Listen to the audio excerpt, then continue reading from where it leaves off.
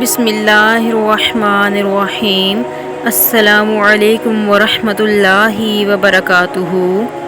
حضرت ابو ہریرہ بیان کرتے ہیں، رسول اللہ صلی اللہ علیہ وآلہ وسلم نے فرمایا، اللہ تعالیٰ نے فرمایا، جو شخص میرے کسی پسندیدہ شخص سے دشمنی رکھے تو میرا اس سے اعلان جنگ ہے، اور میرا بندہ جن جن عبادات کے ذریعے میرا قرب حاصل کرتا ہے ان میں سے وہ عبادت مجھے بہت محبوب ہے جو میں نے اس پر فرض کی ہے۔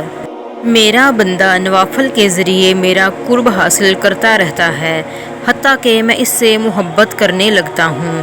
جب میں اس سے محبت کرتا ہوں تو میں اس کا کان بن جاتا ہوں جس سے وہ سنتا ہے، اس کی آنکھ بن جاتا ہوں جس سے وہ دیکھتا ہے، اس کا ہاتھ بن جاتا ہوں جس سے وہ پکڑتا ہے، اور اس کا پاؤں بن جاتا ہوں جس سے وہ چلتا ہے۔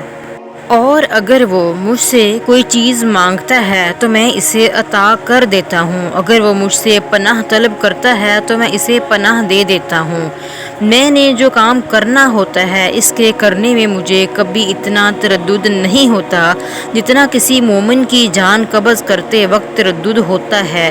وہ موت کو ناگوار جانتا ہے اور میں اس کی ایذا کو ناگوار جانتا ہوں، حالانکہ وہ موت تو اسے ضرور آنی ہی ہے۔